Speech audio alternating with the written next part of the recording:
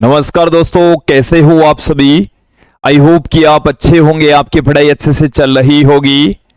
आज हम 12th के स्टूडेंट्स के लिए फिजिक्स से रिलेटेड वीडियो लेकर आए हैं।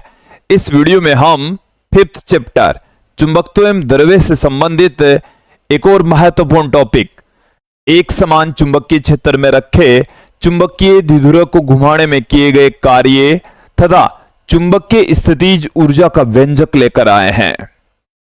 विद्यार्थियों, यदि आप हमारे YouTube चैनल पर नए हैं तो चैनल को सब्सक्राइब कर लीजिए, साथ में बेल आइकन भी दबा दीजिए ताकि आपको आगे की वीडियोस की नोटिफिकेशन मिलते रहे। मैं आपको लास्ट वीडियो के बारे में थोड़ा सा रिवाइज करवा देता हूं। उसमें हमने देखा था एक समान चुंबकीय क्षेत्र में रखे चुंबकीय द्विध्रुव पर लगने वाला बल और बल आघूर्ण का व्यंजक। जैसे हमने एक समान चुंबकीय क्षेत्र को समांतर रेखाओं के द्वारा दिखाया था। इस तरीके से जो समांतर रेखाएं हैं वो यूनिफॉर्म मैग्नेटिक फील्ड को रिप्रेजेंट करती है और उसके अंदर हमने एक चुंबकीय द्विध्रुव रखा था और चुंबकीय द्विध्रुव के रूप में हमने एक चुंबक को ही रखा था। ओके, उत्तरी ध्रुव पर बल लग रहा था इस डायरेक्शन में, दक्षिणी ध्रुव पर बल लग रहा था उसके अपोजिट डायरेक्शन में।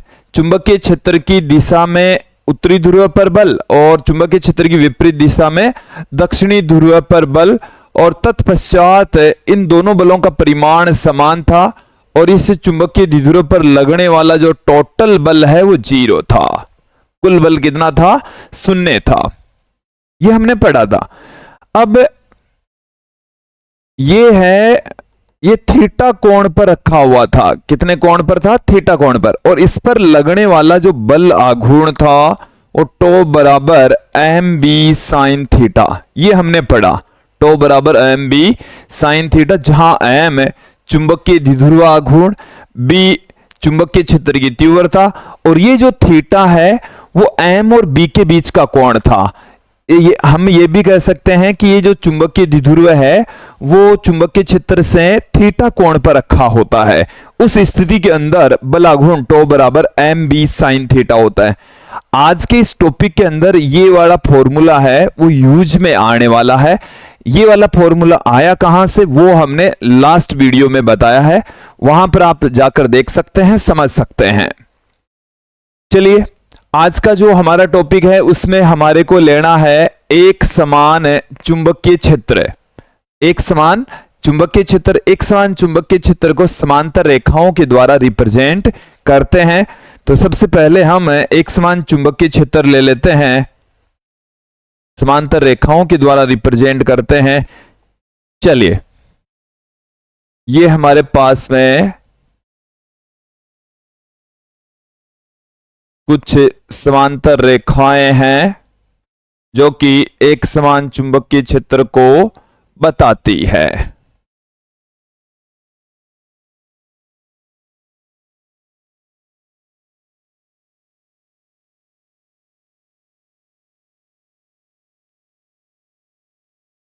ये यूनिफॉर्म मैग्नेटिक फील्ड को प्रदर्शित करती है और ये जो यूनिफॉर्म मैग्नेटिक फील्ड है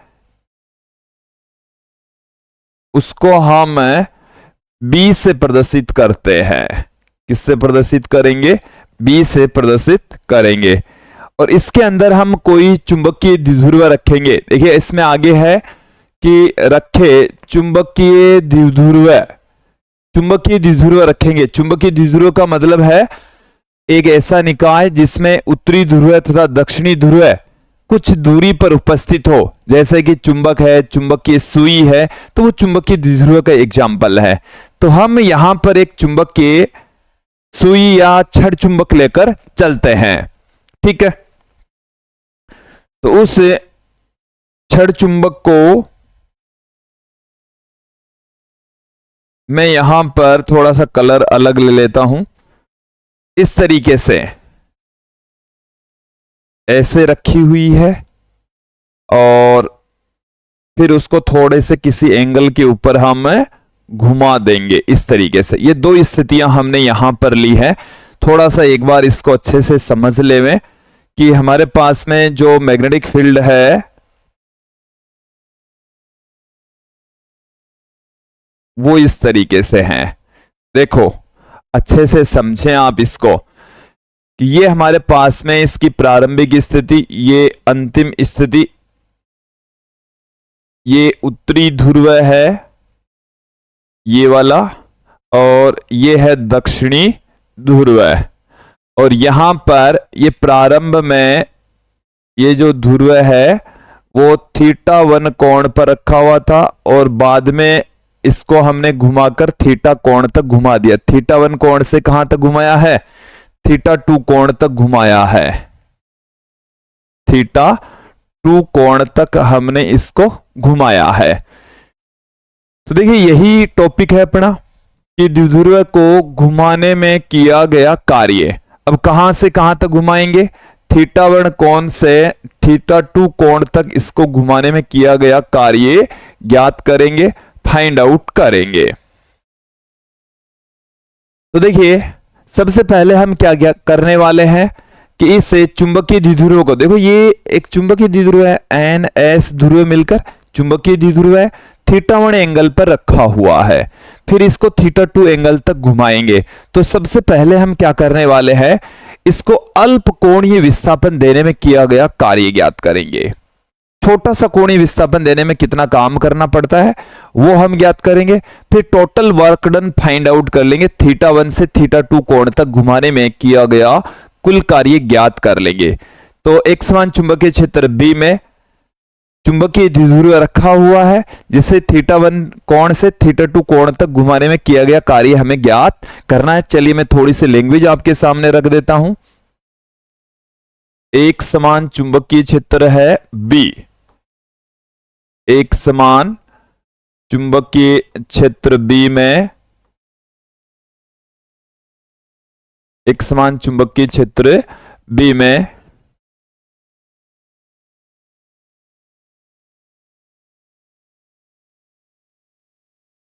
चुंबकीय क्षेत्र B में चुंबकीय द्विध्रुव, चुंबकीय द्विध्रुव को θ1 कोण से θ1 कोण से θ2 कोण तक, θ2 कोण तक घुमाने में किया गया कार्य ज्ञात करना है। घुमाने में किया गया कार्य, किया गया कार्य ज्ञात करना है। हमें इसको θ1 कोण से θ2 कोण तक घुमाने में किया गया कार्य फाइंड आउट करना है। ठीक है, इसके लिए हम क्या करेंगे, सबसे पहले कि इसको कोणीय विस्थापन छोटा सा देंगे। भाई ये जो कोण है वो एक अल्प कोण हम लेकर चलेंगे कि अल्प कोणीय विस्थापन देने में किया गया कार्य कितना होगा। फिर θ1 से θ2 कोण तक घुमाने में किया गया टोटल वर्क डन हम फाइंड आउट कर लेंगे। तो सबसे पहले हम देखेंगे चुंबकीय द्विध्रुव को, चुंबकीय द्विध्रुव को अल्प कोणीय विस्थापन, अल्प कोणीय विस्थापन, अल्प कोणीय विस्थापन dθ घुमाने में किया गया कार्य, घुमाने में किया गया, घुमाने में किया गया कार्य। देखो छोटा सा कोणीय विस्थापन देने में किया गया कार्य भी होगा छोटा सा। मैं आपको थोड़ा सा याद दिलाता हूं कि कार्य बराबर होता है बल गुणा में विस्थापन। ये तो है रेखीय गति में। कौन सी गति में? रेखीय गति में। जब पिंड घूर्णन गति करता है तो उस स्थिति में बल के स्थान पर आ जाता है बलाघूर्ण और विस्थापन के स्थान पर आ जाता है कोणीय विस्थापन। ये आप समझ लीजिए, ये तो है फॉर्मूला जब स्थानांतरीय गति रेखीय गति होती है। जब पिंड घूर्णन गति करता है तो उस स्थिति में जो वर्क डन है वो टो इंटू थीटा, बल के स्थान पर बल आघूर्ण और विस्थापन के स्थान पर कोणीय विस्थापन आ जाएगा। ओके, अब यहां पर आप ध्यान देंगे कार्य बराबर होता है बल गुणा में विस्थापन। बल गुणा में विस्थापन, यहां पर आ जाएगा बल आघूर्ण गुणा में विस्थापन। बल आघूर्ण को टॉ से और विस्थापन को डी थीटा से। तो डी थीटा कोणीय विस्थापन, अल्प कोणीय विस्थापन। अब देखो हम क्या जानते हैं, हमने लास्ट वीडियो के अंदर क्या पढ़ लिया है। हम जानते हैं एक समान चुंबकीय क्षेत्र में रखे चुंबकीय द्विध्रुव पर लगने वाला बल आघूर्ण टो बराबर हम जानते हैं एम बी साइन थीटा, जहां एम चुंबकीय द्विध्रुव आघूर्ण, बी चुंबकीय क्षेत्र की तीव्रता। तो अपने पास में ये क्या आ जाएगा, टो का जो मान है वो क्या है, M B sine theta D theta. ये आ चुका अपने पास में। डी थीटा कोणीय विस्थापन देने में किया गया कार्य। अब अपन को कार्य ज्ञात करना है थीटा 1 कोण से थीटा 2 कोण तक घुमाने में टोटल वर्कडन कितना करना पड़ेगा, या यहां से यहां तक लाने में कितना काम करना पड़ेगा। थोड़ी सी लैंग्वेज यहां पर भी हम पुट कर देते हैं। अब चुंबकीय द्विध्रुव को, चुंबकीय द्विध्रुव को थीटा 1 से थीटा 2 कोण तक घुमाने में किया गया कार्य, कोण तक घुमाने में किया गया कार्य, घुमाने में किया गया कार्य, घुमाने में किया गया कार्य। तो देखिए इस स्थिति के अंदर हम इसको इंटीग्रेट कर देंगे, integration D W, integration theta 1 से थीटा 2 तक तो डी थीटा, और यदि इसकी वैल्यू रख दी जाए टो की तो थीटा 1 से थीटा 2 तक एम बी साइन थीटा। देखिए यहां पर इंटीग्रेशन थीटा के रेस्पेक्ट हो रहा है, तो जो कांस्टेंट एम बी है वो यहां पर कांस्टेंट के रूप में काम करता है, जिन्हें हम इंटीग्रेशन से बाहर पुट कर सकते हैं।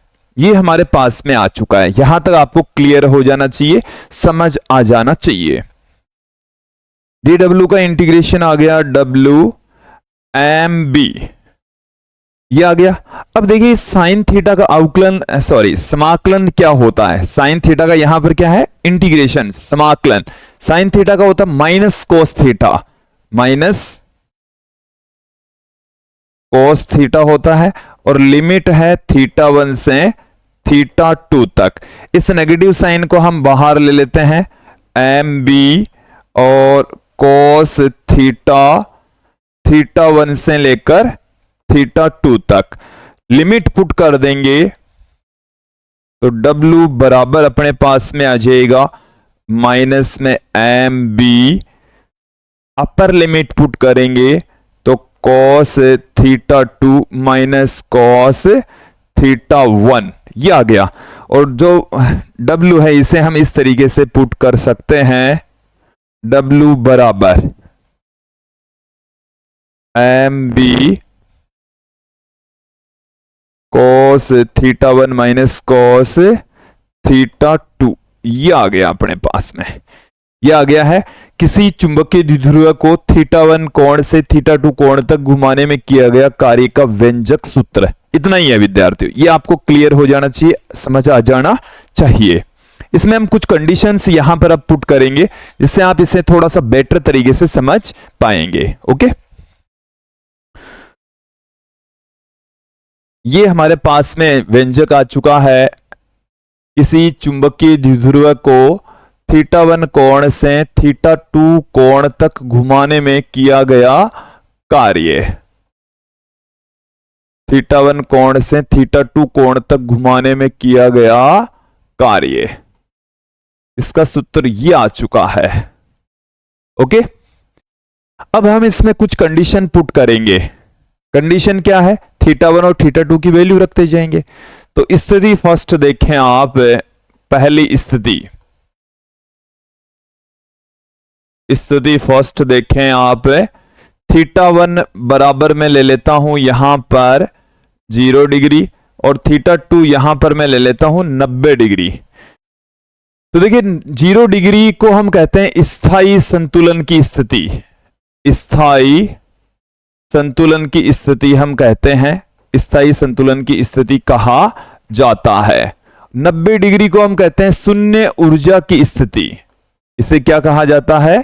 शून्य ऊर्जा की स्थिति कहा जाता है। शून्य ऊर्जा की स्थिति इसको हम कहते हैं। तो देखिए वैल्यू पुट कर देते हैं, तो W बराबर अपने पास में क्या आ जाएगा? एम बी कॉस θ1 मतलब 0 degree minus cos 90 degree. Cos 0 का मान होता है 1, कॉस 90 का मान होता है 0, तो हमारे पास में आ गया है ये 1 माइनस 0। W की जो वैल्यू है वो आ गई है एम बी। कितनी आ गई है? एम बी आ गई है। अब हम लेंगे स्थिति सेकंड, दूसरी वाली स्थिति हम लेकर चलें, और अब की बार हम θ1 बराबर ले लेते हैं 0 डिग्री और θ2 बराबर ले लेते हैं 180 डिग्री।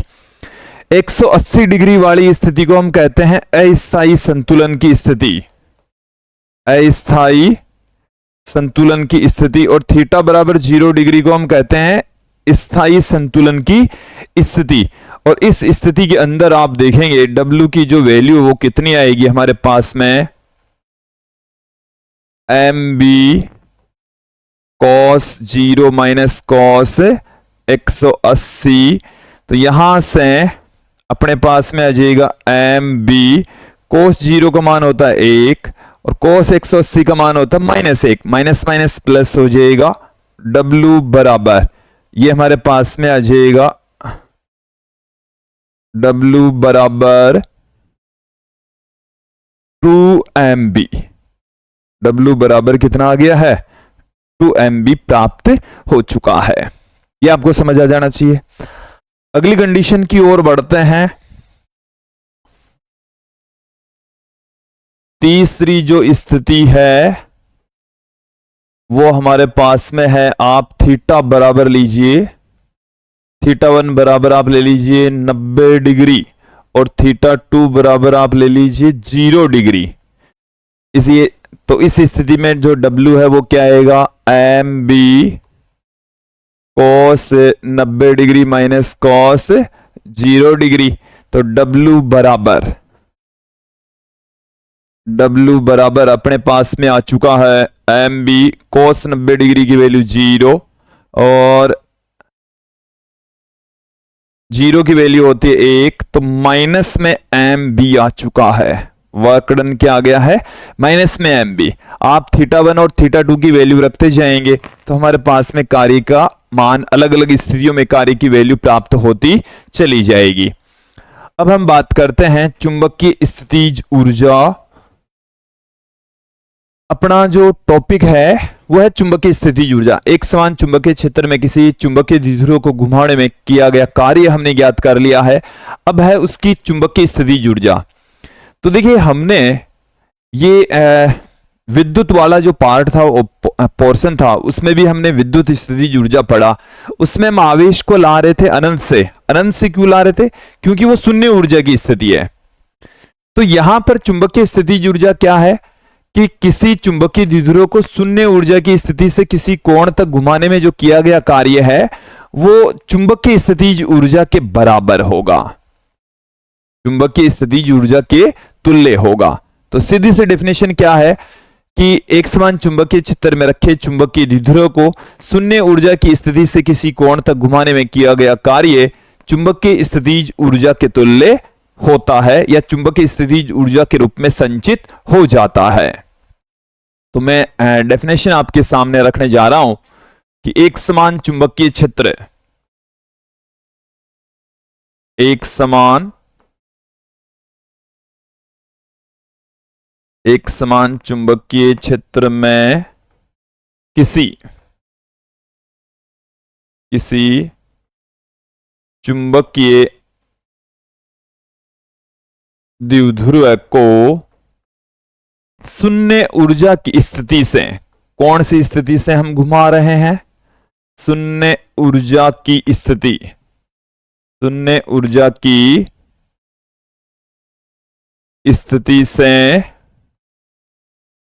से किसी कोण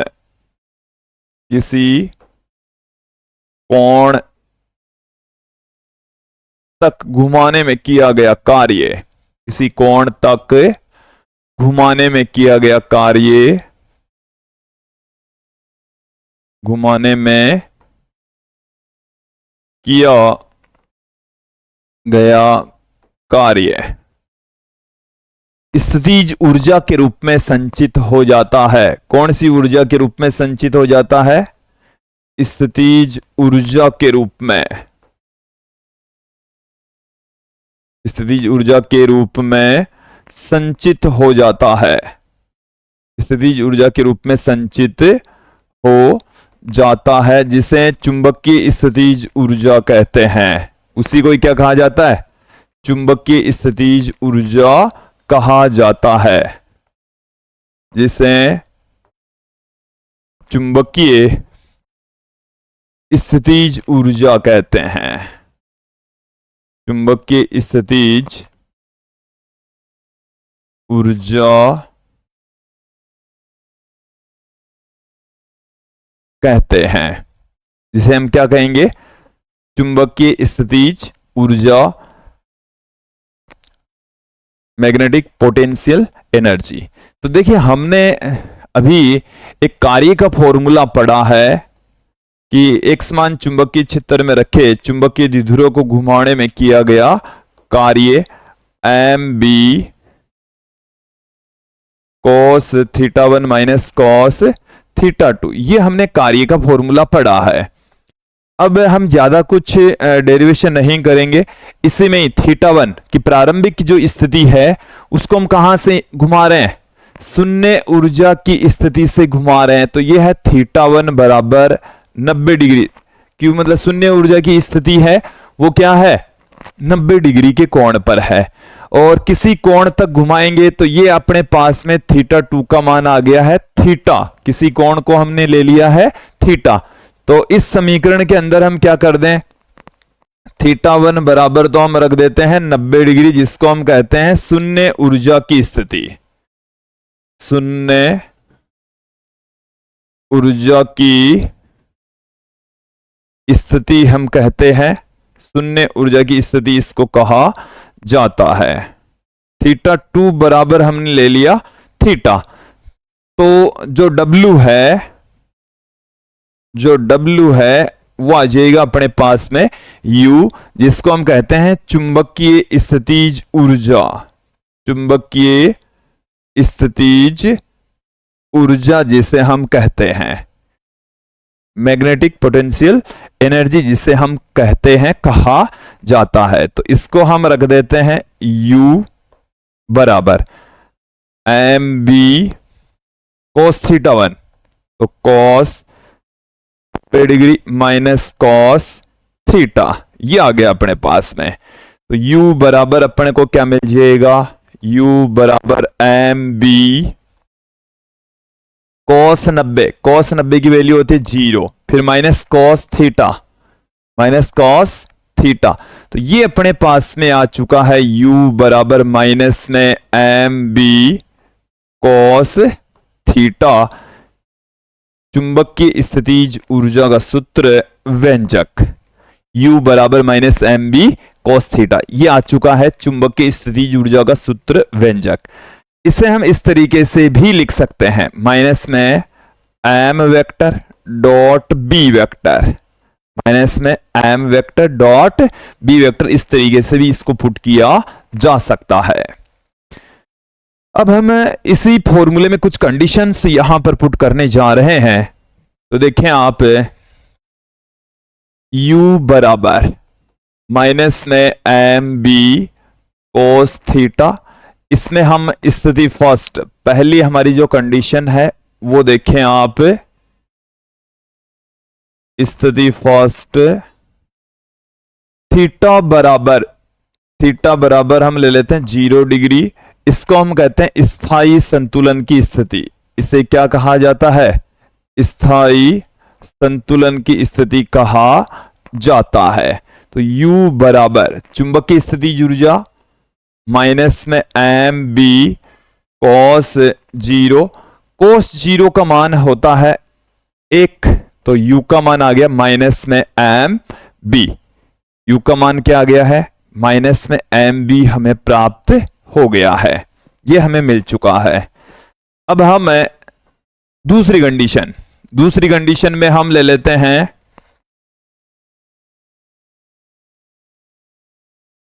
स्थिति सेकंड, और इसमें हम ले लेते हैं थीटा बराबर 90 डिग्री। थीटा बराबर क्या ले लेते हैं? 90 डिग्री, जिसको हमने शून्य ऊर्जा की स्थिति कहा। क्या कहा? शून्य ऊर्जा की स्थिति जिसको हमने कहा है। तो U बराबर अपने पास में क्या आ चुका है? माइनस में एम बी कोस 90 डिग्री, और कोस 90 डिग्री का मान होता है 0। तो U का मान अपने पास में आ गया है 0, जिसे हम शून्य ऊर्जा की स्थिति कह रहे हैं। उस स्थिति के अंदर जो चुंबकीय स्थिति ऊर्जा है उसका मान भी 0 आ रहा है, इसीलिए तो हम इसको शून्य ऊर्जा की स्थिति कह रहे हैं। तीसरी और अंतिम कंडीशन आप देखिए, तीसरी वाली स्थिति के अंदर हम थीटा बराबर लेकर चल रहे हैं 180 डिग्री। इसको हम कहते हैं अस्थायी संतुलन की स्थिति। इसको क्या कहा जाता है? अस्थायी संतुलन की स्थिति जिसे हम कहते हैं वह है थीटा बराबर 180 डिग्री। U बराबर माइनस में एम बी कॉस 180 डिग्री, और कॉस 180 डिग्री का मान होता है -1। तो माइनस माइनस यहां से प्लस हो जाएगा एम बी, ये अपने पास में आ जाएगा। तो U बराबर प्लस एम बी, ये हमारे पास में अस्थायी संतुलन की स्थिति में चुंबकीय स्थिति ऊर्जा का सूत्र व्यंजक मान प्राप्त हो चुका है। विद्यार्थियों, यदि आपको इस टॉपिक से रिलेटेड या इस चैप्टर से रिलेटेड या फिजिक्स के संपूर्ण हैंड रिटन नोट्स की आवश्यकता है तो आप गूगल प्ले स्टोर से हमारे एप्लीकेशन को आप डाउनलोड कीजिए BCS एकेडमी नाम से, और यहां पर आपको कक्षा 9 से लेकर देखिए आपको बहुत सारा मैटर मिलने वाला है। कक्षा 9, 10, 11, 12। यदि आप नीट की प्रिपरेशन कर रहे हैं तो नीट से रिलेटेड, IIT की प्रिपरेशन कर रहे हैं तो IIT से रिलेटेड, RUHS लैब असिस्टेंट की प्रिपरेशन कर रहे हैं तो लैब असिस्टेंट के लिए RPSC first grade, second grade, आपको यहां पर 2 चीजें मिलने वाली है। बहुत ही अच्छी क्वालिटी के हैंड रिटन नोट्स मिलेंगे, नोट्स के कोर्सेज भी हैं तो वीडियोज के कोर्सेज भी हैं, दोनों कोर्स अवेलेबल हैं। आप देखेंगे दोनों का कॉम्बो भी ले सकते हैं और बहुत ही कम प्राइस में, वाजिब प्राइस में केवल और केवल हमारी एप्लीकेशन पर आपको मिलने वाले हैं, नए सिलेबस के अकॉर्डिंग मिलने वाले हैं। तो विद्यार्थियों, आज ही आप जाइए, विजिट कीजिए, देखिए और अपने मनपसंद का कोर्स चूज कीजिए। एप्लीकेशन की जो लिंक है वो मैंने इस वीडियो के डिस्क्रिप्शन में भी दे रखी है, वहां से भी आप इसे देख सकते हैं, समझ सकते हैं। आज के इस वीडियो में इतना ही, नेक्स्ट वीडियो में हम फिर मिलते हैं। धन्यवाद दोस्तों।